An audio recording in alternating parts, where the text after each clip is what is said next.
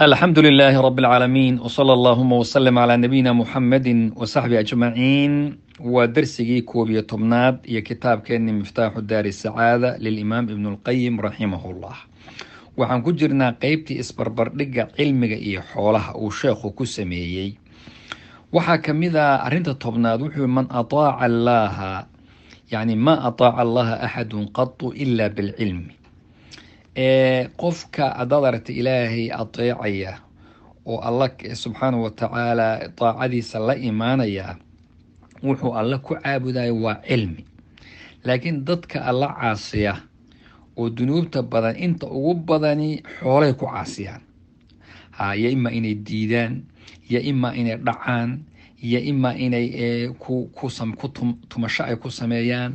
marka dadka ilaahay caasiya inta ugu badanba xoolo weeye waxa ay cisyaankoodu meeshu ka yimaadaay.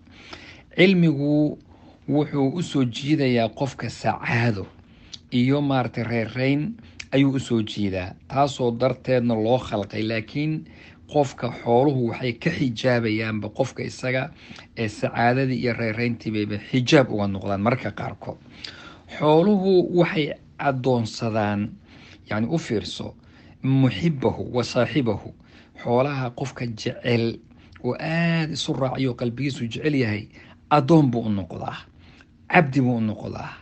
laakiin cilmigu isagu kulama qofku cilmi barto rabbi ayuu subxaanahu watacaala cibaadadiisa iyo khoofkiisa ayaa sii badanaya. marka inuu qofku adoon uu xoolaha u noqdo waa xadiidkii saxiixa rasuulka waa kiilaa tacisa cabdu dirham tacisa cabdu dinaar tacisa wantakas, yani xadiidkii rasuulka sal ly slam waxaa hoogay oo halaag uu ku dhacay cabdu dirham, yani adoonka shilinka. cabdu dinaar adoonka shilinka waa qofka israaciya. rasuulku wuu sii fasiray sal ly slam, wuxuu yihi waa qofka markii xoolo la siiyana raalli noqon, haddii xoolo la siin waayana caro iyo sakhad iyo qofkaas wuu xanaaqaya, wuu caroonaya. bal u fiirso, haddaad sifadaa iska fiiriso qof walbow, haddii qofku xoolo ku siiyo haddii xoolo ku siiyo ma faraxdaa oo ma isla kala tahay, haddii lagu siin waayana ma xanaaqdaa. marka qofkaasi waa adoon buu u noqon karaa, adduunyada ayuu noqonaya. qiimatu lghaniyi, qofka haniga ah, bal u fiirsada qiimihiisu, valuegiisa qiimihiisu waa xoolihiisa. ayay inta xoolihiisu joogaan buu qiimo leeyahay. laakiin qiimaha qofka caalimka ah waa cilmigiisa isaga. marka qofkan xoolaha leh fa idaa cudima qiimatu, haddii xoolihii la waayo qiimihiisina waa la waaya, fa yabqaa bilaa qiima, wuxuu joogayaa isagoon qiima iyo wasni midna lahayn. laakiin bal u fiirso, qof maalqabeen ahaa oo la daba guurayay oo la daba cararayay oo intaas u shaqaynaysa oo baabuurta garab ordi iyo nimanka daba cararaya, mar alla iyo albaabada loo taagan yahay, mar alla haddii xoolahaasi ay dhammaadaan oo hal maalin uu ilaahay kaga keeno, ninkaasi jidka isagoo taagan baa laga dhaqaaqayaa. qof usoo istaagaya oo salaamaya xitaa arki maysa. marka qiimihiisi muxuu ku jira? xooluhu qiimo ku leeyahy. haddii xooluhu dhaafaana qiime waa dhammaan. laakiin caalimka laa tazuulu qiimatuhu, qofka caalimka qiimihiisu dhammaan maayo, bal way sii ziyaadaysaa, tadaacuf bay samaynaysaa, ziyaada daa'ima bay weligeed kusii soconaysaa. qofka caalimka ah dadka wuxuu ugu yeedhaa allah xaggiisa subxaanahu watacaala, cilmigiisa iyo dhaqankiisaba ilaahay xaggiisa ayuu ku xusuusinayaa. laakiin qofka maalka ururiyaay isagu dadka wuxuu ugu yeedhayaa adduunyo, xaaladiisa maalkiisa iyo xaalkiisaba adduunyu ugu yeedhayaa. qofka xoolaha badan wuxuu ka sheekeen 24 soo lacag ku ururiyey, sidaan ku keenay, siday kan lagu heli, sida lagu rabxi karo, lagu faa'iidi karo, sida lagu khasaari karo, waxaas ummadda uga hadlay. marka adduunyu ku xidhayaa. laakiin caalimku dadka ilaahay ayuu ku xidhaa subxaana.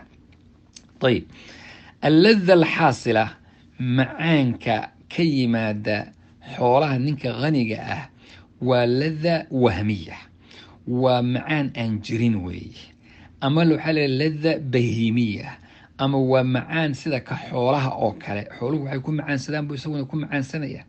maxaa jira taxsiilka xoolaha markaad xasilinayso oo xoolaha uu raadinayo oo uu rabo maanta inuu rabxo, inuu soo faa'iido, ladadaasi waa wahmi, waxaan jirinoo khayaal ah wey. haddii uu wixii xoolihiisii uu ku raaxaysanayo uu bixinayo shahawaadkiisii uu ku gudanayo xoolaa ilaahay siiyey, markaasuu xaaraan ku gaadhaya. khamradiibuu ku gadayaa, daroogadiibuu ku gadayaa, dumarkii dharka jirkooda ka ganacsan jiray buu ugu tegayaa. hadaa waa lada bahiimiya, waa tii xoolaha oo kale. xoolaha farxadoodiiba iyaduna ay tan lamid tahay, laakiin qofka caalimka ladadiisa iyo macaansigiisu waa lada caqliya ruuxaaniya, waa macaansi xagga caqliga ah oo xagga ruuxda ah, oo maaragtay tashbahu ladat almalaaika, malaaigta macaansigooda ayay u dhigantaa baa la yidhaahdaa. marka wax badan baana u dhexeeya labada arrimood, wax badan baa u dhexeeya. ghina almaal qeybtaana insha allahu tacaala weli waxaan sii wadaynaa isbarbardhigan insha allahu tacaala.